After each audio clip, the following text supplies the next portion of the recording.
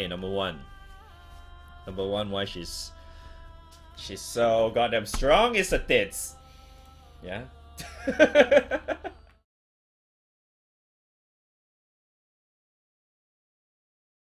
Hey, the very character that broke the game for a while, right? Okay, number one. Number one, why she's so goddamn strong is the tits. Yeah.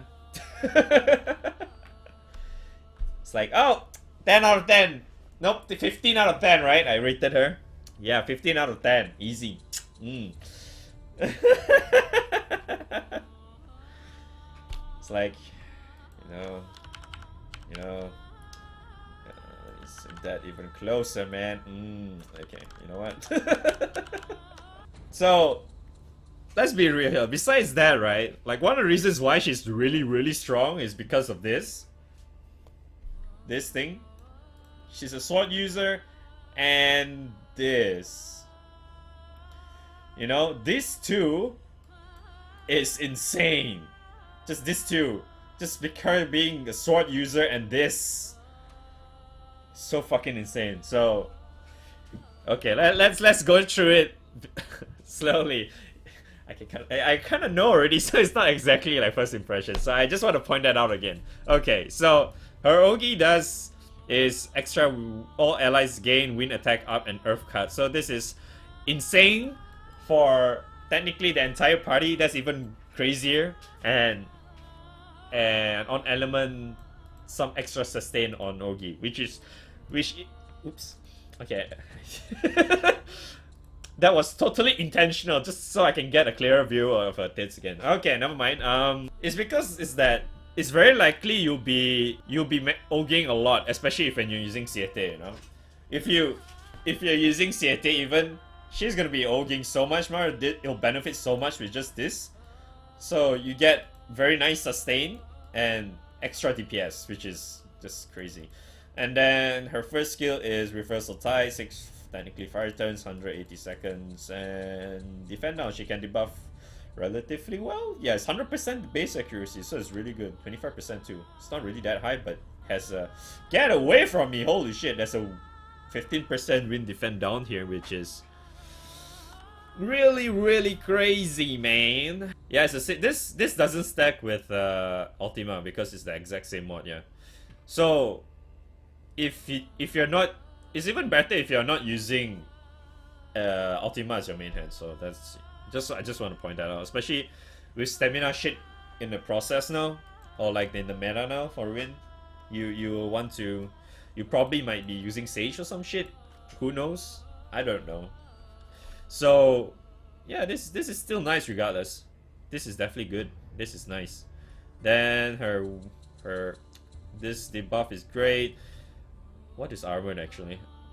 Oh, heal ally up to salvation is 5 turns, lasts for 4 turns, so that means she has 1 turn downtime for her stamina and armor, right?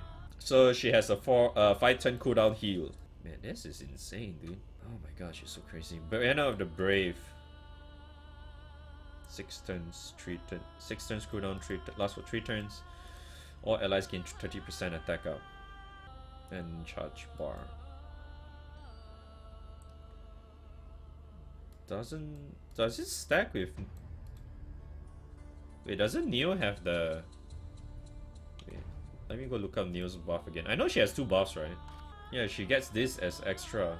Does it stack with this? It stacks? Jesus. That means you get 60% attack up? Are you cut? Oh my god, that's insane. Dude, that's 60% attack up since it stacks. Shit, dude. Fucking hell. Okay. Passive. I have no idea how to pronounce that because I'm dumb.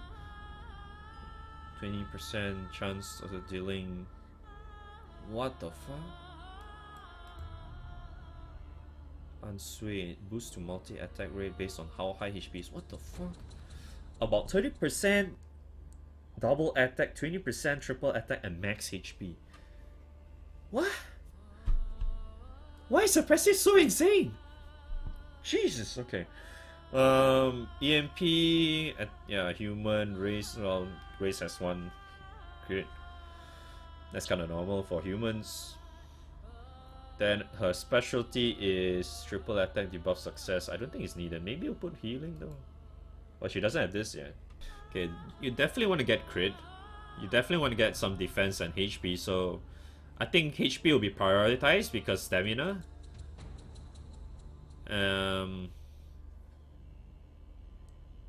I don't think healing would be a bad thing to get either way though. I know this 4 is... God damn it, I hate that. Defense and HP seems to be prioritized as well with crit. Healing, I'm not so sure. I don't think she requires this at all. I don't think she requires this at all, honestly. Because it's very likely that you only be using these like 2 to 3 times, right? Which is definitely going to land a lot often.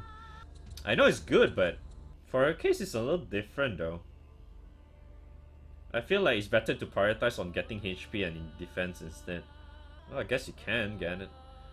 1, 2, 3, 4. No, I think I'll just go for 2 each on defense. Well, maybe put 1 each here. Because 10% does increase the cap for this as well. So that means you have 20% extra. You heal 20% extra. You can go 20% over the cap for this one. So it's not too bad, I guess. Yeah, maybe you just wait on this for the time being. But regardless, I still think healing is great to have though. Yeah, maybe you don't need defense. HP is required, I think. You definitely don't need double attack and triple attack. I mean, attack up. Maybe her... Wait, how's the stats like? It's not that bad. It's still in the 7,000... Oops. Yeah, it's still in the 7,000 range. Yeah, healing seems pretty good though. Seems really nice for healing. So, let's see. 1, 2, 3, 4, 5, 6. If you max out both on healing as well, that means you don't have any defense up, huh? I guess it's okay though. I mean, there's a lot of heals in every 5 turns though. Yeah, that's more or less like how do I say? A mini green pot. Her heal is like a mini green pot technically. Or half of a green pot. Depends on how high your HP is. Because I think your HP should be around 16,000, right? A mini green pot, more or less. If you max this out. Every 5 turns is nice though. And then you can buff up your whatever guy, which is very likely you'll be using it on herself, I think. Yeah, that's really nice.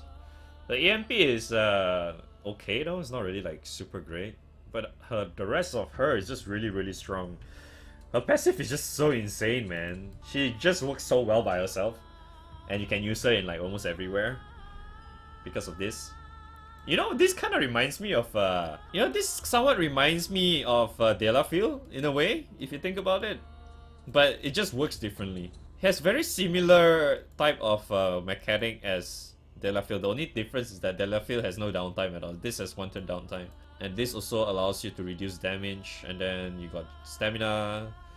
Delafield has just attack defense up, multi-attack. Yeah, and it's a unique modifier too. So yeah, they're pretty different, but yes, somewhat similar mechanic they're going on.